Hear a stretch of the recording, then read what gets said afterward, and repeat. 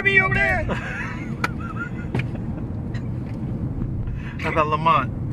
Lamont. Ah, shut up, Lamont. You big dummy. Yeah.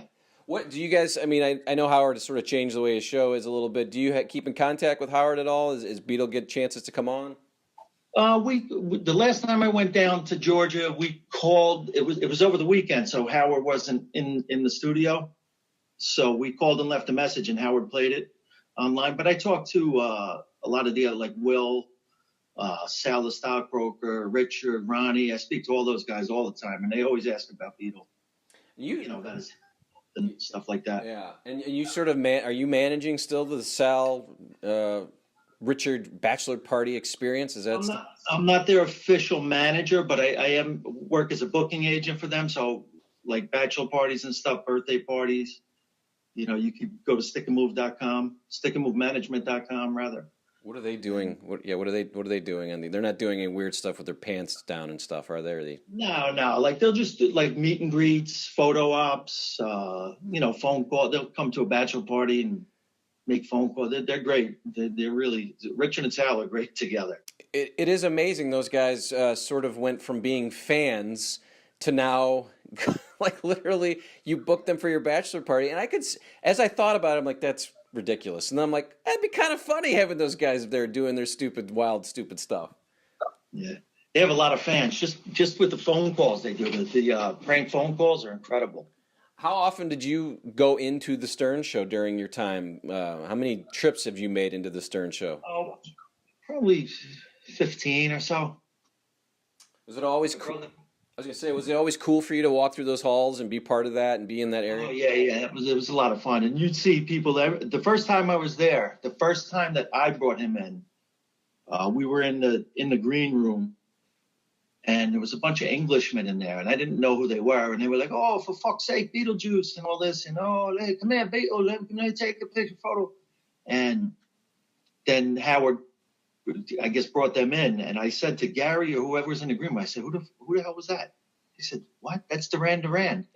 I had no idea. I thought they were just like some English comedians or something. I was going to say, Paul McCartney was in that day, and he was really excited to meet Beetlejuice.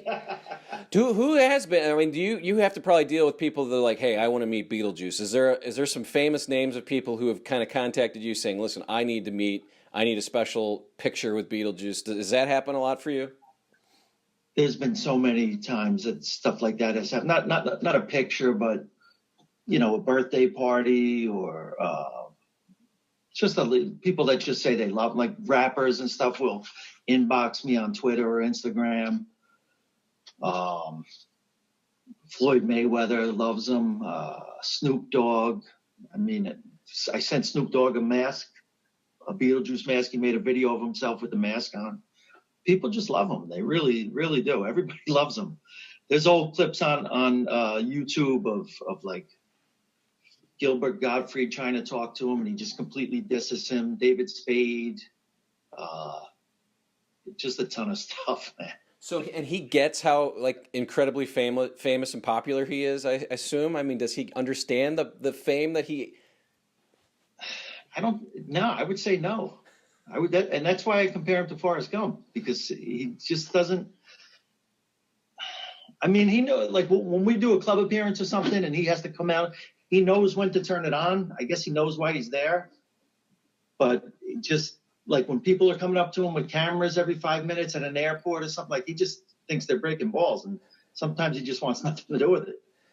You run his Twitter account, right? I assume the Beetlejuice Twitter, and then you have your own. And just sort of as I was getting ready for this, I went through both and watched. And you post videos of him just traveling, and they're hilarious. It's really good that you get. And then what? People ask questions, you feed it to him, and then you write exactly how you think he would spell them. So when I do the Q&As, I'll have him on the phone, and I'll just ask him like, "Hey, Pete, this guy wants to know what's your favorite kind of hot dog or whatever." And whatever he says, I type it out exactly the way he says it. I sound it out the way he says it. You should let him type it out himself. See what that looks like. Yeah, right. I was just when we were talking about his popularity. To me, it's crazy too. I have a 13-year-old stepson, and his screensaver on his phone is Beetlejuice, and I go, well, how'd you even? He's never heard the Stern Show. I mean, that to me is what when it clicked to me, I'm like, my God, this guy is bigger than Stern, bigger than you just told me the Snoops. You know, that is the craziest thing. Are you amazed at that continue? Yeah, my brother discovered a diamond in the rough, right there in Jersey City, where everybody knew him for 28 years or whatever it was. My brother met him in 5 minutes. He decided he was going to make him a star, and he did. You know. What does his family think about his popularity, especially his mom? I think I watched kind of a mini documentary probably put together by the Stern crew where he's talking with his mom, and his mom seems like a nice, just a motherly, lady, happy. But how does she feel about all of the success, and does she enjoy that he's become a megastar? Sometimes I think she can get annoyed, if she's at ShopRite with him and people are coming up to him and stuff like that. But she never had a problem with it. She's a very nice lady. His sister now kind of is his guardian and looks after the family. So they're a good family. His sister's a nurse, so she handles his medical stuff for him and stuff. But they're a very nice family. Yeah, and I want to go back to the Stern thing because, again, I said that possibly people thought that he was being exploited, but with Beetle, I don't see that at all. I mean, I think he enjoys this. Was there any thought of when you guys had him early on, did you go, oh, this is kind of weird, you're exploiting, a guy, a little Beetlejuice guy, or did you think this is exactly what he wants, he's enjoying it? How did that work? I mean, he was in Jersey City, he was being made fun of by people in his neighborhood his whole life. They talk about that. His family talks about it. Why not get paid? We always made sure that he maintained his dignity. There was nothing, nobody took advantage of him in any way. He was always taken care of. I don't feel that exploitation is the last thing I would think of. Yeah. I think meeting my brother and the way it all evolved, I think helped him. There was a point. It improved his life. No, that's a good point. That's probably exactly right. I mean, who knows what would have happened if, he might be still in that bar, and who knows what could be going on. Was there a point, I thought I read somewhere that Beat actually helped Shawn possibly save his life? Tell me, is there a story about that I was reading about? When Shawn had the stroke, as I said, he had a stroke before he went into prison, and he was I think he was in his bed in his bedroom, and Beetle actually found him. And Beetle tried to wake him up, and he wouldn't respond. So Beetle runs out and tells Shawn's wife. He's like, something's wrong with Shawn. Something's wrong with Shawn. I don't know if he was foaming I don't know what it was, but he wouldn't wake up, or he was real white or something. Beetle alerted his wife. She went in and discovered him, the way he was, and called 911. So who knows? He really did. He discovered him in distress and alerted his wife, and they saved him. That's it's an amazing story, isn't it, when you think about their relationship?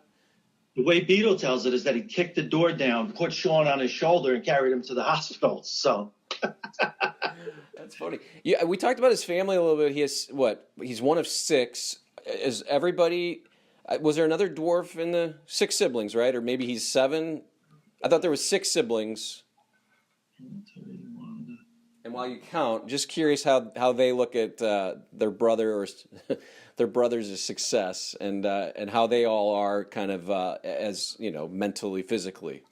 Yeah, no, he has a sister that's like him. Okay, but she's like him. She's probably even a little smaller than him. She looks like him, but she's she's a home girl. She goes to church every weekend, every couple times a week or whatever. She kind of stays at home with the mom and helps out. So she looks like him, but she's not him. She's not his lifestyle or anything like that. But there are 6. One of his sisters passed away, so there's 5. Okay. And they get a kick out of his success. And they all live in the house. Do they still live in the house together? No. They're all grown. I think he's the second youngest. How old is he right now? He's almost 50, right? 68 he was born in? 53, yeah. Tell me a little bit about just Artie Lange and when Artie would get into it with him. Did Beetle understand that it was sort of an act, or did he not get it and really did want to beat the shit out of Artie? Yeah, no, Artie pissed him off a few times. You know, Artie used it intentionally. Artie would get him going for the show. And then, of course, Beetle would fire right back, you fat slob, you drunk, and all this stuff.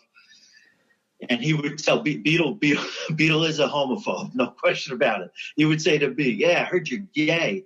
And Beetle would just explode. Fuck you, motherfucker, you fat bastard. I'll knock you the fuck out. He would go crazy. They would go back and forth. Made for some great radio for sure. You keep in touch with Artie at all? I know he was a fan. Yeah, not now. It's been a few years since I've spoken to Artie. I think he's doing better. I hope he's doing better. That's what they say. And then Dominic was a dwarf that you guys brought in, and he recently passed. I'm sure that was kind of hard for you. I mean, anytime someone goes, but people remember him and Beetlejuice going back and forth, kind of a comedy act for Dean and Lewis of dwarfism. Yeah. Yeah, Dominic was great. It's such a shame. I can't tell you how many times he would save the show. Dominic would save the show. There would be times, not often, but Beetle, I'm sure you've seen Beetle would get into a mood where he wouldn't want to interact with anybody, and he would just kind of do his own thing. And, we'd be hired to do a show where the people paid, a decent amount of money, and then he'd show up and just, he'd be in one of those moods where he just, hey, Beat, how you doing, man? Big fan. Yeah, fuck you. Hey, Beat, how's Howard? The fuck Howard. Like, he would just shut down. Yeah, and this is not what they pay for. They want the Beetle that's going crazy, threatening people and making fun of everybody and everything.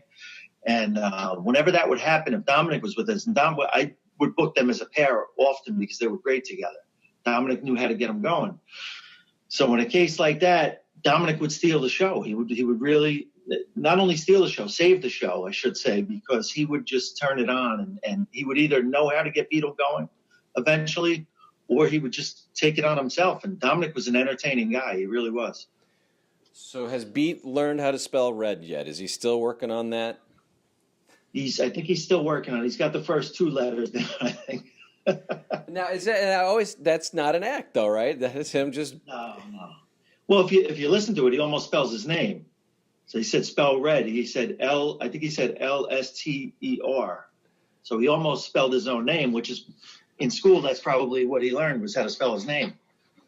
Did him and Hank the Angry Dwarf ever get cross paths? Because I know Hank died around 2001, but that's right. Well, they did the spelling bee together, I think, or something. Yeah. There was some great footage of them fighting in the hallway and stuff. And Howard's orchestrating this all. It's just laughing. Yeah. It really was, to me, like the kind of the prime time of the show, because you bring in Artie at that point. You got Hank, you got Beetle.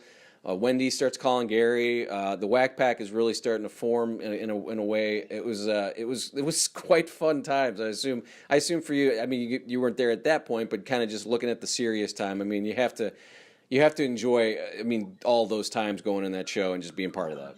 It was always a great thrill going there. It's Bobby Rooney of Stick and Move Management. He's Beetlejuice's manager. I've been hounding him to come on, and with Beetle, and hopefully one day we'll get Beetle on here. Anything else you want to add? Anything else you want to promote? I think we went through your Twitter. We talked about everything. Anything else you want to say about Beat or what's going on with you? Well, I just follow Beetlejuice on Twitter and Instagram at BeetlePimp. So BeetlePimp. If you want to buy some merchandise, BeetleMerch.com. My website is stickandmovemanagement.com, spelled out. And my Instagram, I believe, is Bobby Rooney 175. You need a link tree or something. You got a lot of stuff going on there. Yeah, I know. Well, this was fun. Like I said, I appreciate it. I know people love to hear about Beetlejuice. I'm a fan. My 13-year-old stepson's a fan. I think my grandmother's a fan. I mean, Snoop Dogg's a fan. So we got everybody covered. But Bobby, I thank you very much, and I'm sure we'll talk again soon. Bobby, I thank you for watching. Here's the pitch. It's sponsored again by Masses Restaurants in St. Louis, 5 locations, stlmasses.com. Make sure you subscribe, like, and comment because you'll see notifications of when new interviews are coming here throughout the end of the year and into next year. Thanks for watching. See you next time.